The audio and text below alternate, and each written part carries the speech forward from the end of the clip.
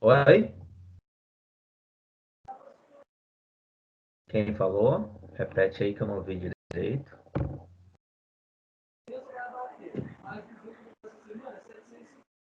Tá bem baixo, Duda, o seu som. Aí, eu não sei se você tá falando comigo, que você ligou sem querer o microfone, mas tá bem baixinho, eu não ouvi.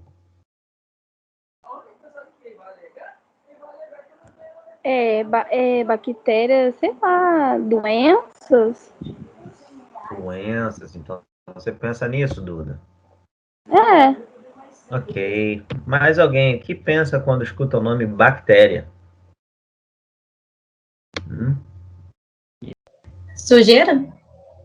Sujeira, quem falou? Isabelle. Isabelle, o que mais? Contaminação? Contaminação, mais o quê? Micro-organismos que eles podem até estar no nosso corpo, mas eles podem desenvolver doenças se a nossa resistência estiver baixa. Micro-organismos, beleza, mais o quê? O que você pensa aí quando escuta falar em bactérias? Hum?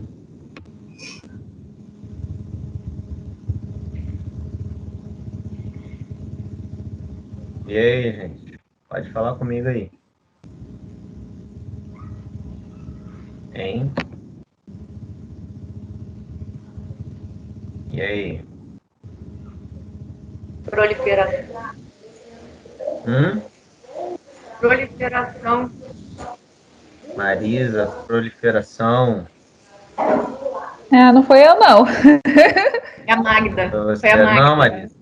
É a Magda que falou que Mas piscou a as tua. bactérias, eu acho que tem tanto bactérias que causam doença, quanto tem umas que ajudam também no funcionamento do nosso organismo. Acho que tem bactérias do bem também. Ah, bactérias do bem. Isso é legal. Então tem bactérias do mal e do bem. Eu acho que sim. É isso, Magda? Isso, né? Beleza. Mais alguém? Hum? E aí, mais alguma coisa?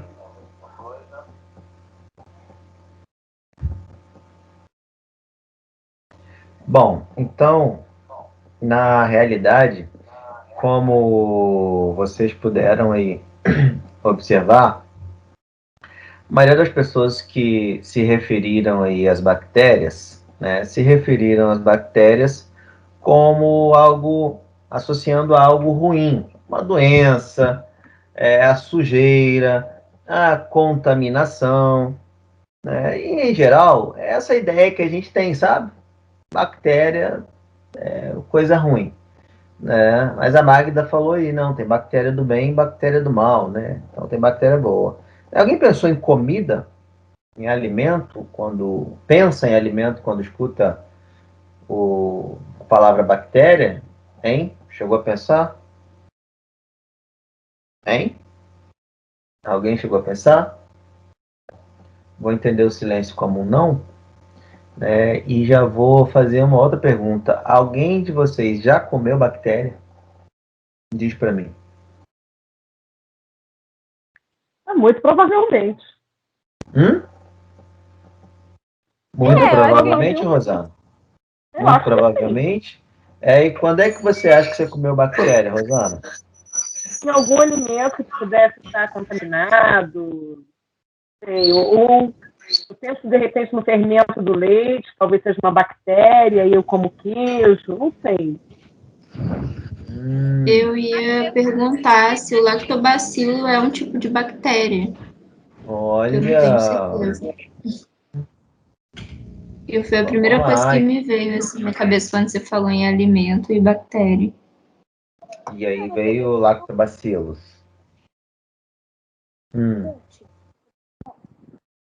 Entendi.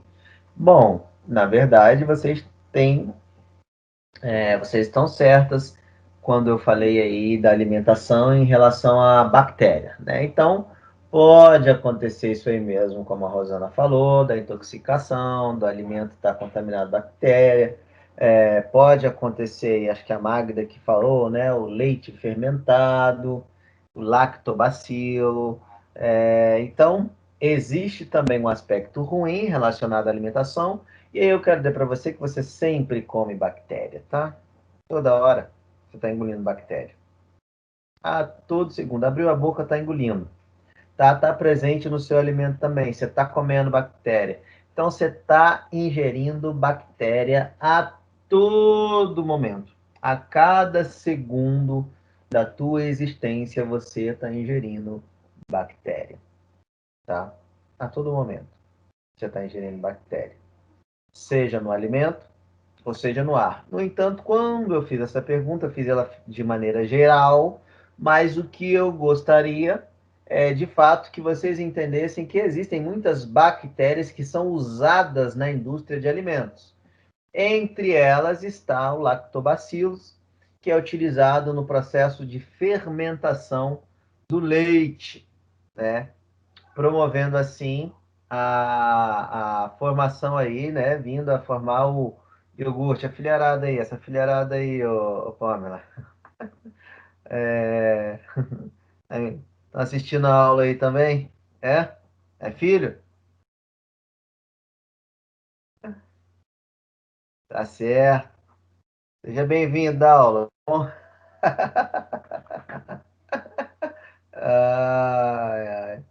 Mas aí as bactérias, elas são usadas, por exemplo, no processo de fermentação do leite, produzindo iogurte, produzindo o leitinho fermentado, que o mais conhecido aí de vocês talvez seja o Yakult, né? Aí tem o Chamito e tem outras marcas aí também de leitinho fermentado, mas são é, alimentos que utilizam no processo de fermentação uma bactéria, que nesse caso é o lactobacillus. Então, eu gostaria de ressaltar isso, né? Mas, além disso, existe também uma importância muito grande das bactérias na produção de medicamento, na produção, por exemplo, de vitamina B, do complexo B, na produção, por exemplo, de vacinas.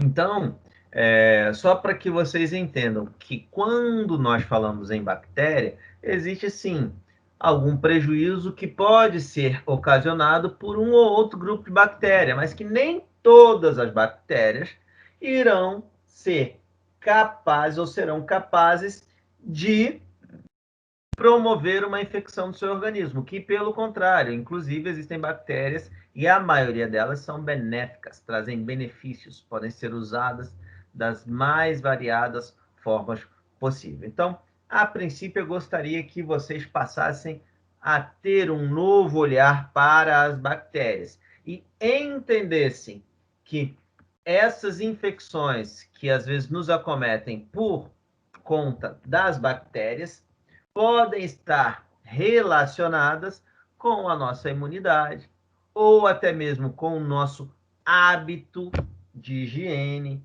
com a nossa manipulação, tá? Podem estar relacionados com isso. E não necessariamente, né, ou obrigatoriamente, está relacionado a uma característica daquela bactéria em particular.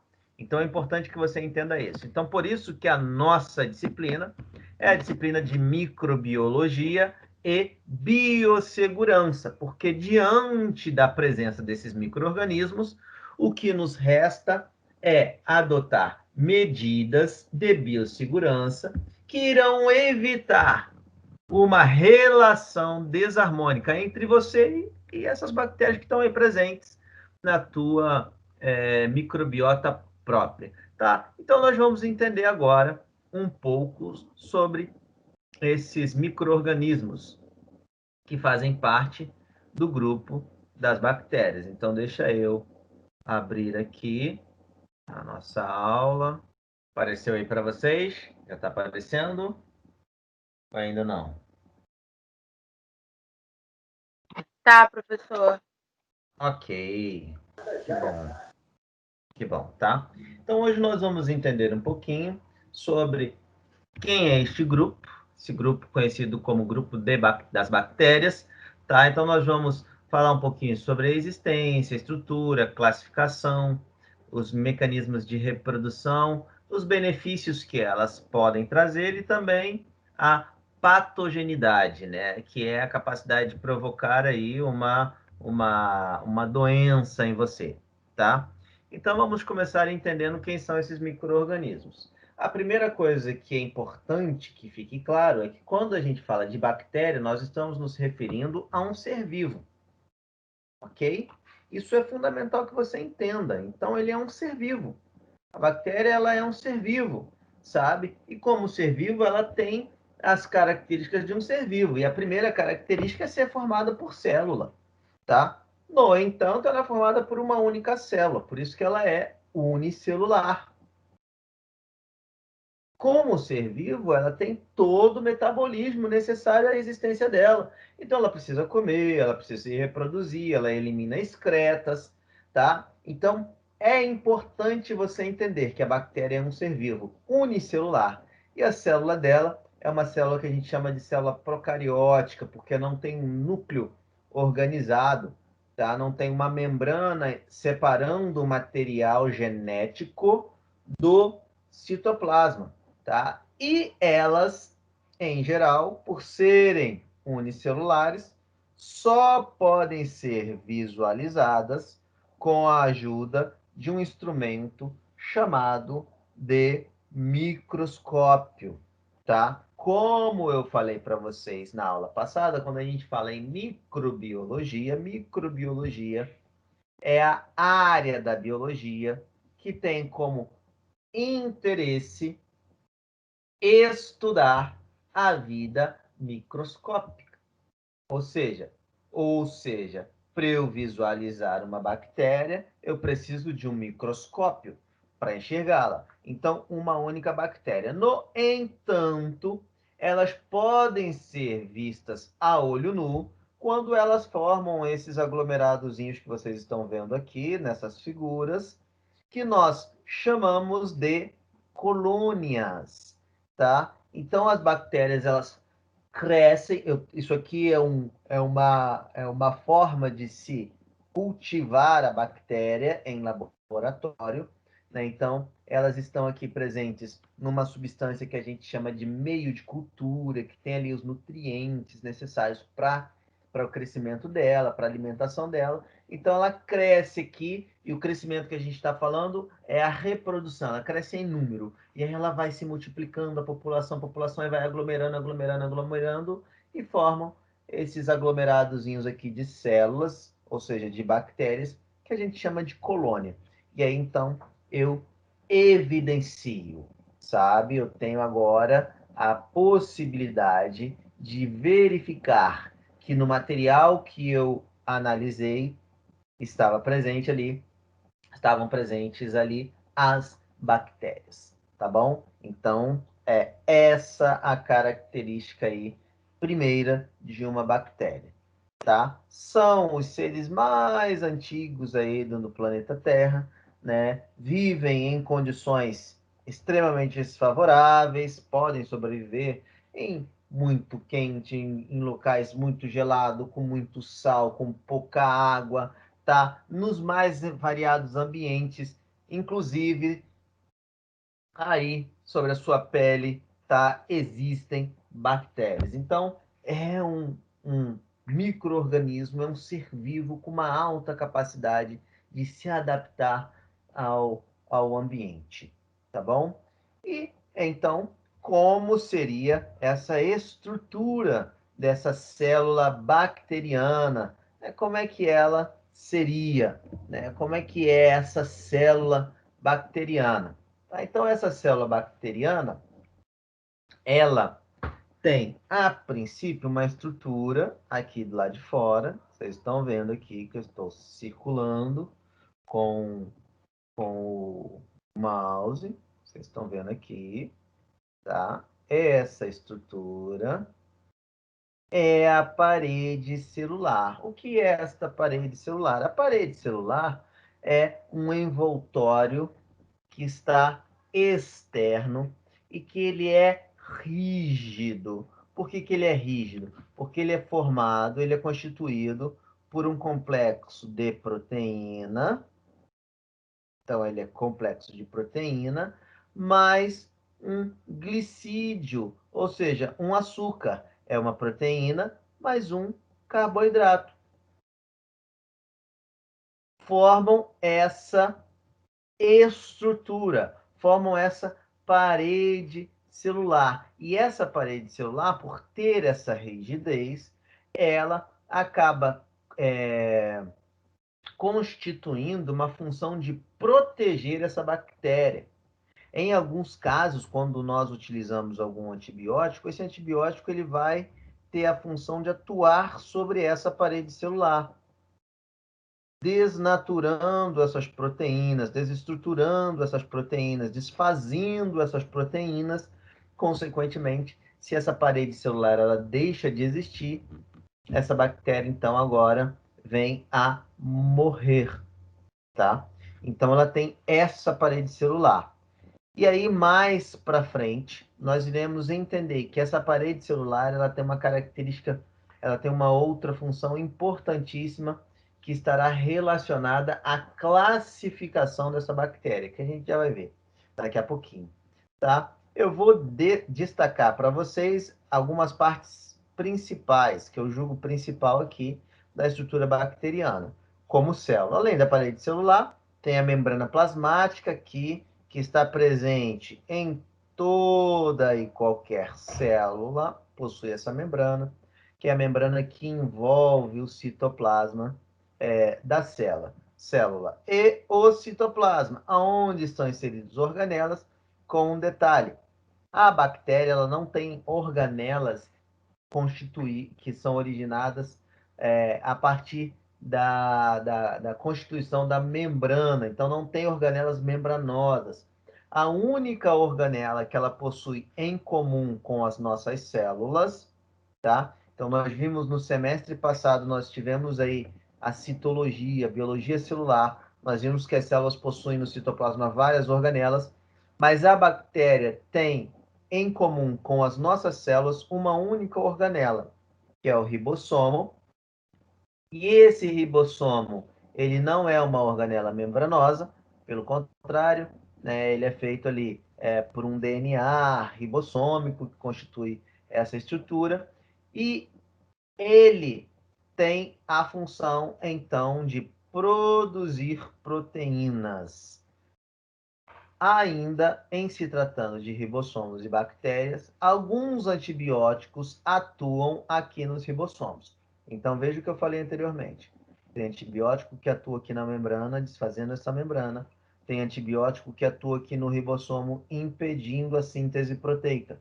Se não tem proteína, a célula bacteriana não metaboliza, consequentemente, ela vem a morrer. Ela morrerá. Beleza? Além disso, tá? Além dessas estruturas, como eu falei para vocês, eu estou destacando algumas aqui mais principais. Existe uma estrutura que eu quero chamar a atenção também, que é o plasmídio, que são pequenas moléculas de um DNA em formato circular, que estão relacionados, por exemplo, com um mecanismo de um mecanismo de resistência bacteriana, ou seja, no caso de uma resistência a determinados antibióticos, tá? Então, ele tem essa função, ele tem essa característica, né, de constituir uma alteração celular que vai acabar tornando esta célula uma célula mais resistente a determinados tipos de antibióticos, tá bom? Então, essas são algumas das estruturas principais aí das células que eu queria chamar a atenção de vocês, tá? Bom, como eu falei a vocês, para vocês, as células, as bactérias são unicelulares, então são formadas por uma única célula. No entanto, essa célula, ela pode apresentar uma morfologia variada. O que é isso? Uma forma diferente, tá? Então, as bactérias, elas podem se diferenciar de acordo com o formato da célula. E aí existem bactérias, por exemplo, que têm um formato esférico. E aí elas são chamadas de cocos. São essas bactériazinhas aqui, essa figura que vocês estão vendo aqui. Tá? Outras bactérias terão um formato de bastão, então serão chamadas de bacilos, tá? Como, por exemplo, essa figurinha que vocês estão vendo aqui. Algumas bactérias terão um formato espiral e serão chamadas de espirilos ou espiroquetas, como, por exemplo, essa figura que vocês estão visualizando aqui, tá? E ainda algumas bactérias terão um formato de um bastão recurvado em forma de vírgula, formando o que a gente chama de vibrião, que é essa figurinha que vocês estão vendo aqui, elas em verdinho, tá? Então, esta é a morfologia básica de uma bactéria, ou seja, é a forma que ela pode se apresentar quando ela está unicelular, quando ela não está formando ali as diferentes colônias, tá? Então, ela acaba apresentando esse tipo de formato, tá? Ela acaba apresentando essas configurações esféricas, cocos, bacilos, espirilos, vibrião. Então, ela acaba formando ela acaba apresentando essa forma celular, tá? No entanto, essas bactérias, elas podem formar grupos, elas podem se juntar e, ao se juntarem, formam colônias que irão caracterizar o que a gente chama de cadeias, grupos ou pares. E essas cadeias, esses grupos acabam servindo, tá, para classificar alguns grupos de bactérias. Então, por exemplo, existem bactérias que formam cadeias. Que cadeias são essas? Tá? Formam cadeias de cocos, tá? E aí esses cocos em cadeias, eles serão chamados de strepto, tá? Então, existe um grupo de bactérias que são classificadas como streptococcus, que a gente já vai ver ali para frente, tá? E que fazem parte, inclusive, da tua microbiota. E aí, o que é importante você entender? Então, quando eu falo de um streptococcus, tá? Eu estou me referindo a um grupo de bactérias que, ao formar colônias, as colônias elas ficam alinhadas de forma linear, formando uma cadeia linear, uma ligadinha na outra, como se fosse uma corrente. De qual forma? Da forma coccus, da forma esférica. Então, é importante você entender isso. Então, ao ouvir falar de um Streptococcus, eu sei que eu estou me referindo a uma bactéria que tem um formato esférico e que, ao formar as colônias, essas colônias ficam alinhadas de forma linear, como se fosse numa corrente, tá? Mas algumas bactérias também formam grupos. Esses grupos são arranjos também celulares, de células bacterianas, como se fosse o formato de um cacho de uvas, tá? E aí, esses grupos são denominados de estáfilo. E existe, então, um grupo também de bactérias que é classificado com base nessa denominação, que são os estafilococcus. Então, quando eu escuto esse nome, estafilococcus, eu sei que trata-se de um grupo de bactérias que tem um formato esférico e que, ao se reunirem, irão constituir colônias com o formato de um cacho de uvas. Além disso, existe também os arranjos que formam pares, e aí são chamados de diplo, tá? Então, eu tenho ali, por exemplo, os diplococos.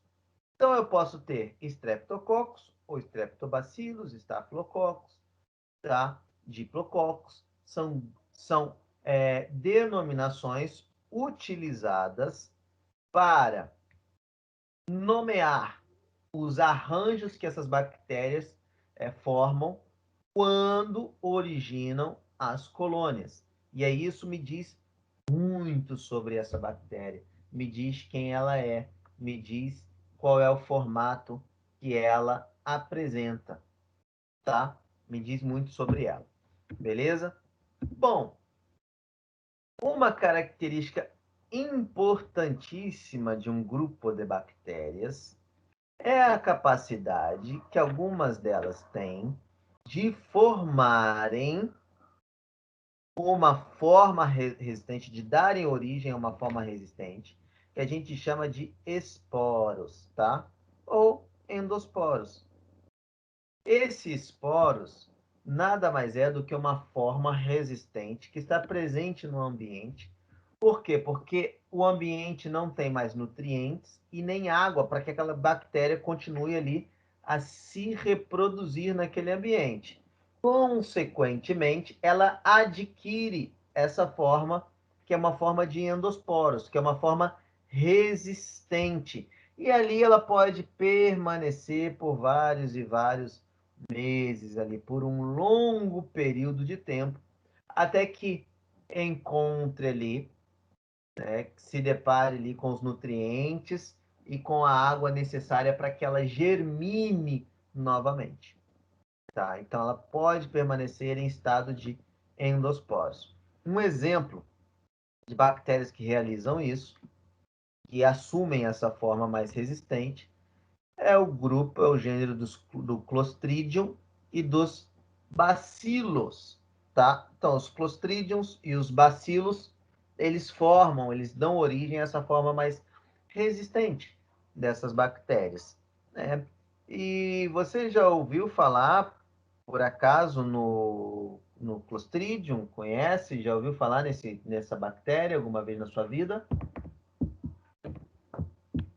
Já ouviram? Não, Nunca ouvi, eu não ouvi, né? não. Não, Nunca ouvi, eu nunca né? ouvi também. Vocês já ouviram dizer que existe algum problema, né, que pode ocasionar algum problema aí, a pessoa vir a passar mal, uma intoxicação, alguma coisa assim, quando ingere palmito? Quando come palmito em conserva? Sim. Sim. Já ouviram falar nisso? Já? Já mesmo ou não? Se não tiver escutado, pode falar que não. Eu não. Mas eu ouvi, sim. Ok, beleza. Então hoje a gente vai entender um pouquinho por que isso acontece, tá? Essa bactéria Clostridium, que vocês estão vendo aqui, esse gênero, existe uma espécie, que é o Clostridium botulinum. Que espécie é essa? É uma espécie de bactéria que é responsável por causar uma doença, né, que é conhecida como botulismo. Já ouviram falar? Ou Também? não? Não. Ok, então Não. vamos seguindo. Vamos seguindo. Já ouvi falar assim. Ok, então vamos lá, vamos seguindo. Essa bactéria é uma bactéria que está presente, sobretudo, no palmito. Você encontra ela no palmito. No entanto, quando eu pego esse palmito lá na natureza e coloco ele dentro de um frasco e armazeno ele a vácuo, ou seja, quando eu tiro ali a atmosfera dele, a presença de O2, isso permite que essas bactérias presentes no palmito, Clostridium botulinum, presente nesse palmito, cresça, ele se desenvolva ali, ele forme uma população de bactérias da espécie Clostridium botulinum. Essa bactéria vai produzir uma toxina botulínica. Já ouviram falar nela? Sim. Já ouviu falar nela onde? Em que lugar? Utilizado em procedimentos estéticos. Aonde? Hã? O Botox. Procedimentos estéticos. Isso, no Botox é a mesma toxina. Olha só que legal. Interessante isso, né? A mesma bactéria, Clostridium botulinum, que produz lá a toxina botulínica presente no palmito, é a mesma bactéria que produz o Botox. A toxina botulínica, usada no tratamento estético ali. Só que nesse caso, quando você ingere essa toxina presente no palmito, ela vai te causar o botulismo. Ela não vai te ajudar no tratamento estético, não. Você não vai ficar com aparência mais jovial, não. Não vai acabar com suas rugas, não. Quer dizer, de certa forma, vai acabar com suas rugas. Pode até acabar com suas rugas, né? Porque você tem uma grande chance de vir a morrer com o botulismo. Aí acaba a ruga mesmo. Vai deixar de existir a ruga. Hã? Oi, Duda? Misericórdia, tem como morrer? Tem sim. Para morrer, basta estar vivo, Duda. Ai, quer morrer não. Mas, enfim. Então, essa toxina presente ali no palmito, quando ingerida, pode vir a causar ali a doença conhecida como botulismo, tá? Que provoca as contrações musculares e tal. E dependendo da quantidade ingerida, tá? Da situação da pessoa, isso pode evoluir para um óbito. Tá? Então, essa toxina ela faz isso, ela provoca uma espécie de uma contração. É por isso que ela é utilizada nos tratamentos estéticos, entendeu? Faciais, ali o cara vai, aplica o Botox, aí dá uma levantadinha ali na sobrancelha, né? No lábio, tira um pouquinho das rugas, essas rugas de expressão daqui da testa. Enfim, então ela atua dessa forma, realizando essa contração. Só que quando você ingere, essa contração vai se dar em outros músculos, inclusive em músculos respiratórios. Isso pode levar o camarada à morte, leva o cara a óbito, tá? Então é a mesma toxina. E essa bactéria ela está presente no palmito. Ah, vou deixar de comer palmito agora, não sei o quê, porque aprendi na aula de microbiologia que tem botulismo ali nele. Esquece isso, tá? O que eu estou falando para vocês é que ela está presente no palmito. E a indústria de alimentos já sabe disso. Só vocês que não sabiam. Quando você come o palmito em conserva, ele tem que gosto. Não sei, não comi isso. Nunca comeu palmito em conserva, na salada, nem nada disso? Aquele do Não, vidrinho, do vidro? Nunca comeram? não comi não. Então, quando você comer, você vai perceber que ele é um pouco ácido, ele tem uma acidez. Porque uma forma de se evitar o crescimento dessa bactéria ali dentro do vidro é exatamente acrescentando ácido à conserva. Então, isso impede que ela se desenvolva, tá? E aí, consequentemente, se ela não cresce, ela não produz a toxina, tá? Mas é um grupo de bactérias que está presente, está formando esporos ali no alimento, quando acha as condições necessárias de calor, né, ou seja, de temperatura, de nutrientes, disponibilidade de água, de pH, as condições favoráveis, esse esporo germina, a bactéria vai começar a se reproduzir e vai produzir a toxina botulínica ali no alimento, que quando ingerida vai te fazer mal, mas quando usada em procedimentos estéticos vai te fazer bem, viu? Vai te deixar mais jovial, aparência mais jovem, tá? Então, só não coma a toxina, só não ingira essa toxina, ok? Professor, Oi.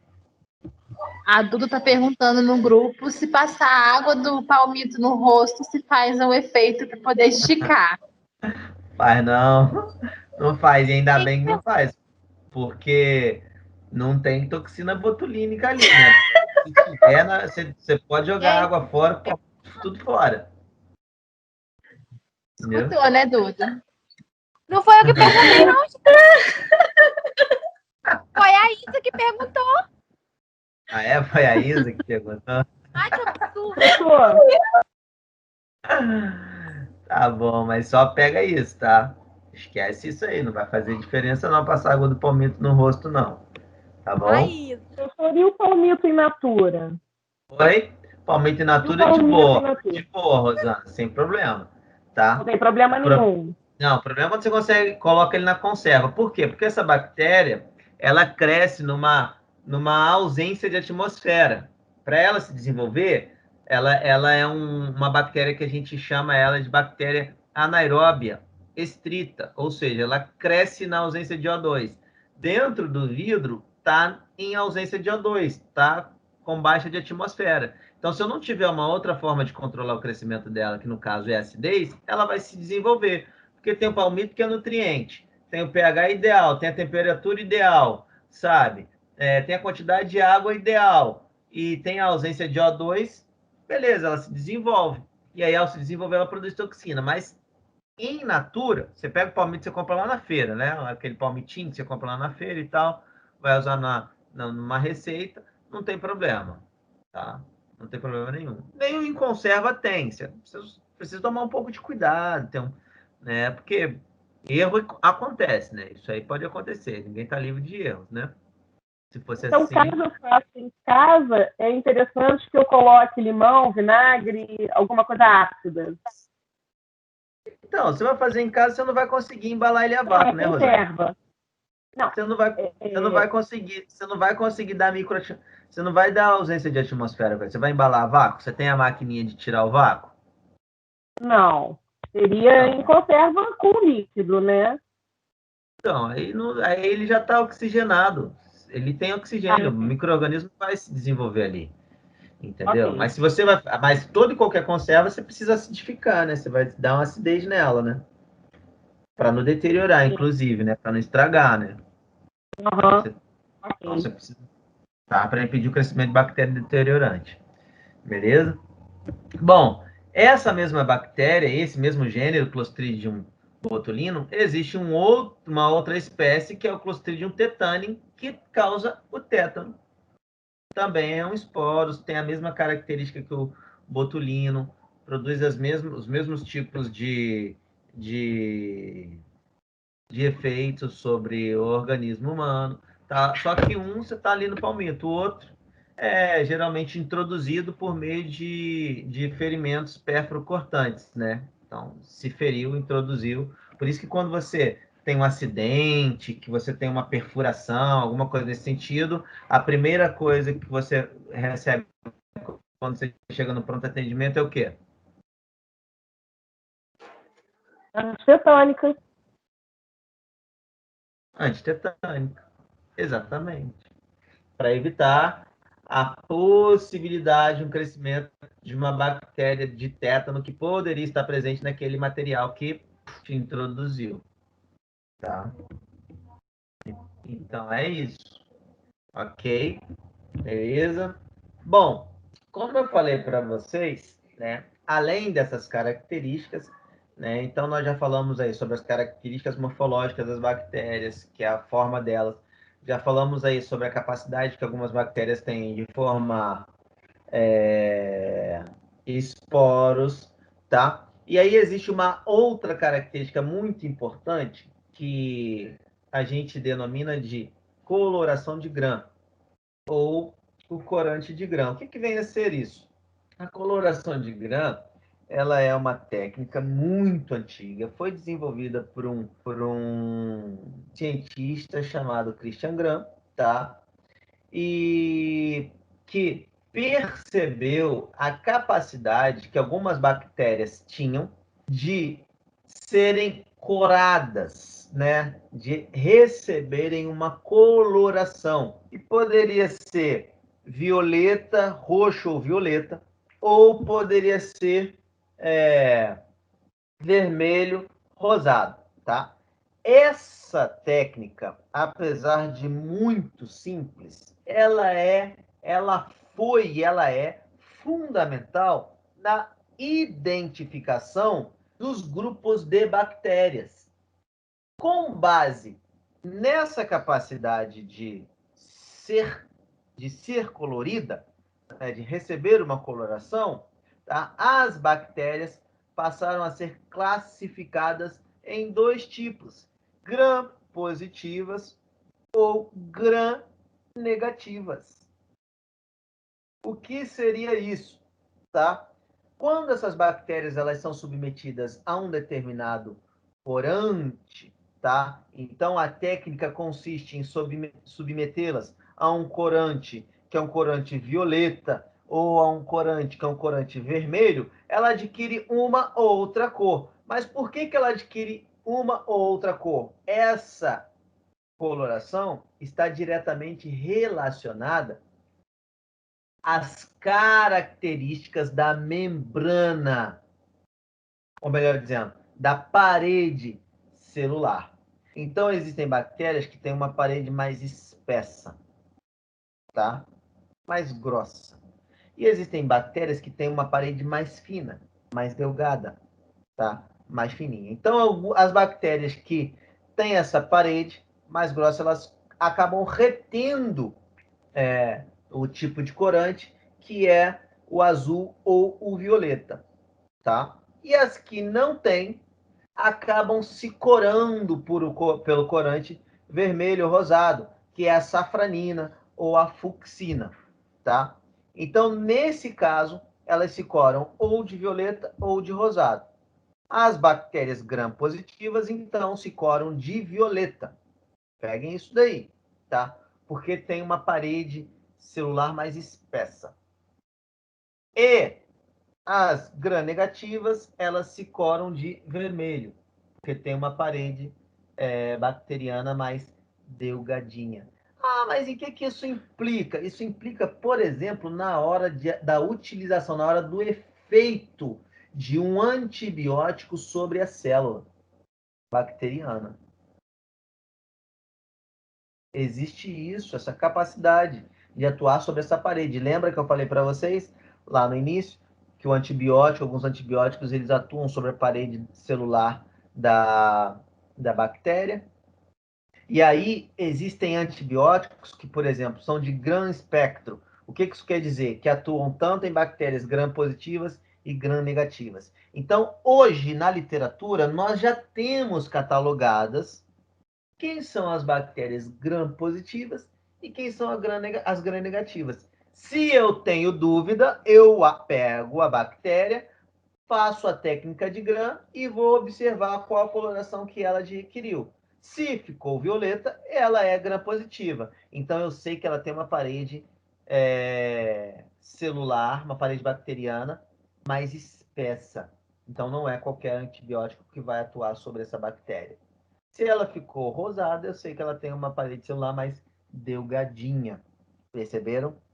Então, essa característica de coloração de grã, ela é utilizada até hoje. É uma técnica empregada até hoje, tá? Sobretudo na indústria alimentícia, na pesquisa, é muito empregada, tá bom?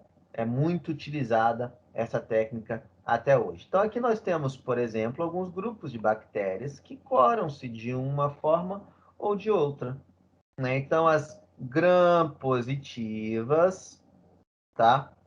Nós temos aqui como exemplo, né, o Streptococcus, Staphylococcus. Lembrem-se disso, ó, Streptococcus. Por que é um Streptococcus? Alguém se lembra? O que é um strepto? Elas estão alinhadas em forma de cadeia e com as células em forma de coco? Isso aí, formato cilíndrico. Ou melhor dizendo, em formato esférico. Exatamente, é isso aí. Então, Streptococcus, Staphylococcus, Enterococcus são exemplos de bactérias gram-positivas. Tá? Gram-negativas, Vibrio colérico, Colibacilo, Salmonelas, são gram-negativas. Alguns exemplos de gram-negativas. Aqui nas figuras acima, vocês enxergam aqui, ó, cocos gram-positivos, bacilos gram-positivos, tá? Aqui, cocos gram-negativos, bacilos gram-negativos. Então, vocês encontram aí alguns exemplos aí de bactérias. Beleza? Bom, no que diz a capacidade de respiração e nutrição bacteriana, tá? É importante você entender o seguinte, que algumas bactérias, elas a bactéria, por ser um ser vivo, ela vai realizar um processo de produção de energia, que pode usar o O2 ou não. As bactérias que usam O2 são chamadas de aeróbias. As que não usam são chamadas de anaeróbias. As que podem ou não usar são chamadas de facultativas, porque para elas independem a utilização do O2. Tá? E existem, inclusive, aquelas bactérias que morrem na presença de O2. A gente vai falar um pouco mais à frente sobre isso, tá? No crescimento e nutrição bacteriana, a gente vai voltar a esses aspectos, tá? Algumas bactérias, sobre a capacidade de nutrição, elas são chamadas de heterótrofas. O que é isso? Elas não produzem o próprio alimento, precisam encontrar uma forma de se alimentar. Então, existem as bactérias que se alimentam da matéria orgânica, são as saprófitas. Existem as bactérias que são aquelas que vocês falaram no início da aula, causadora de doenças, de infecções. São bactérias parasitas, né, que vão estar hospedando as células, né, vão estar parasitando as células, vão estar produzindo um processo infeccioso, tá? E as bactérias simbióticas, né, que estabelecem uma relação de troca, sabe? Exemplo, as bactérias que vivem no intestino de alguns animais, como, por exemplo, os animais que comem plantas e que quebram a celulose, como, por exemplo, os bovinos, tá? Então, eles fornecem a celulose para as bactérias e as bactérias quebram essa celulose, fornecendo ali, depois, matéria-prima para a produção de energia para os bovinos, tá? E as bactérias autótrofas que produzirão o próprio alimento. Então, dentro do nosso contexto, esse grupo de bactérias aqui, ó, as parasitas, são as que nos interessam, porque as que estarão relacionadas a algumas infecções que podem acometer o nosso organismo. Mas isso não quer dizer que todas as bactérias são ruins. Percebam que existe um grupo só que é capaz de trazer algum prejuízo à saúde humana. Beleza? Ficou claro para vocês? Tá? No que diz respeito à forma de reprodução bacteriana, a forma mais comum delas se reproduzirem é por meio da reprodução assexuada, por divisão binária, por siciparidade. O que isso quer dizer? Uma bactéria se divide da origem a 2, 2, 4, 4, 8, 8, 16, 16, 32, 32, 64, 64, 128, 128, 256, 256, 512, 512, 1028, tá? E aí por aí vai se reproduzindo. Um ciclo log, exponencial, sabe? Originando sempre. Se ela encontrou as condições necessárias, então a forma mais comum de reprodução bacteriana é a siciparidade, ou divisão binária, que a gente chama, tá? Isso não quer dizer que não existam outras formas. Pode existir. Uma forma que a gente conhece, né, de reprodução sexuada, com transmissão, com troca de material genético, que é a conjugação, tá? Então, bactérias, elas se unem, trocam material genético entre elas, tá? A transformação, onde bactérias, elas inserem partículas de ácido nucleico, de DNA presentes no meio, né, de bactérias mortas ou de vírus mortos, né, de outras células mortas que estão ali presentes, inserem no DNA dela, tá? Ou ainda por transdução, onde tem moléculas de DNA que são transferidas de uma bactéria para outra, usando ali um vírus como vetor, como transmissor, né, nesse processo de transferência do DNA. Mas a forma mais comum, de fato, é a forma por siciparidade, tá? Por divisão binária, ok?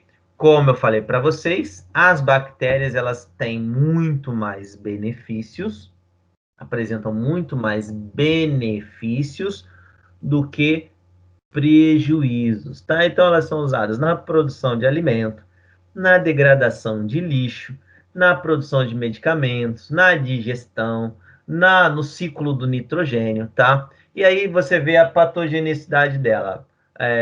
Você tem aí umas bactérias são patogênicas, causam doenças, tá? Algumas são deteriorantes, provocam estrago nos alimentos, tá? Algumas atuam no processo corrosivo. Mas, em geral, olha só, a proporção dos benefícios em relação aos prejuízos, tá? Então, é importante que você entenda que as bactérias, elas trazem, ou elas apresentam mais benefícios do que prejuízos, tá? Isso é muito importante que você entenda.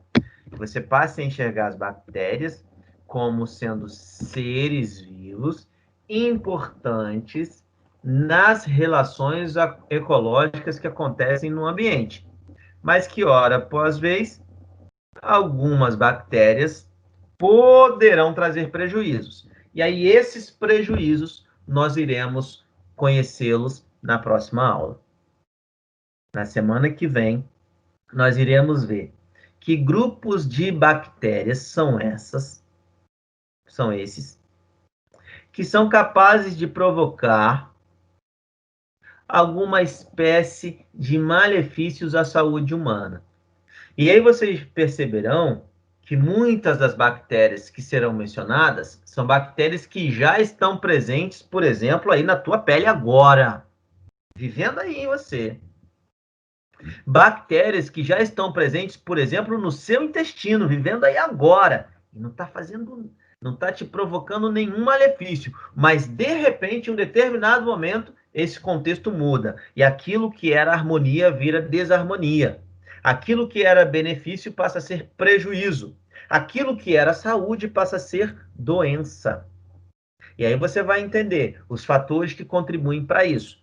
E aí você vai compreender o quão importante é manter hábitos de biossegurança e, sobretudo, higiene pessoal, respeitando a si e ao outro, tá? Então, na próxima aula, nós iremos falar um pouquinho sobre isso, tá? Então, de maneira geral, recapitulando, hoje nós falamos sobre o grupo das bactérias, as características delas, vimos que elas são seres unicelulares, que apresentam formas variadas, que só são visíveis ao microscópio, mas que podem formar colônias. Essas colônias são arranjos que às vezes servirão, inclusive, para classificar, para dar nome a essas bactérias, tá? Alguma dessas bactérias podem assumir uma forma resistente, que é chamada esporos, e elas podem ser coloridas, né, por diferentes corantes, assumindo assim uma classificação denominada de classificação de Gram, aonde as que se coram de vermelho ou rosado são chamadas de Gram negativas, as que se coram de violeta ou roxa são chamadas de Gram positivas. Vimos que elas têm formas diferentes de produção de energia, que podem ou não utilizar o O2 para isso, se alimentam de formas variadas, mas que, no geral, a maioria das bactérias trazem benefícios, com uma pequena parcela trazendo prejuízos, ok? Alguma dúvida? Ficou alguma dúvida aí para vocês? Ficou, gente? E aí, minhas queridas? Não Tudo ficou não. certo? Tudo certo? Nenhuma pergunta? Eu não sei se é bom ou se é ruim, né? Vocês estavam assistindo aula ou assistindo novela, né? Mas tudo bem. A Vou Pamela passar... tava fazendo frango com quiabo. Oi, como é que é? A Pamela tava fazendo frango com quiabo. Ah, é? E combinando o churrasco. Nossa. E comendo Então tá churrasco, dando vontade nos outros. Então não vai ter dúvida, não, né? Não tem nada. Então tá, Joia. Então me chama por frango com quiabo, que eu adoro. Tô fazendo janta, mas estou te escutando. Tá bom, então me chama pro frango com quiabo, tá, Pamela? Que eu gosto muito, mas tem que ser Tá quiabo. excelente. E me chama também aí pro Com churrasco. certeza, com baba é nojento. Me chama aí pro pode- churrasco.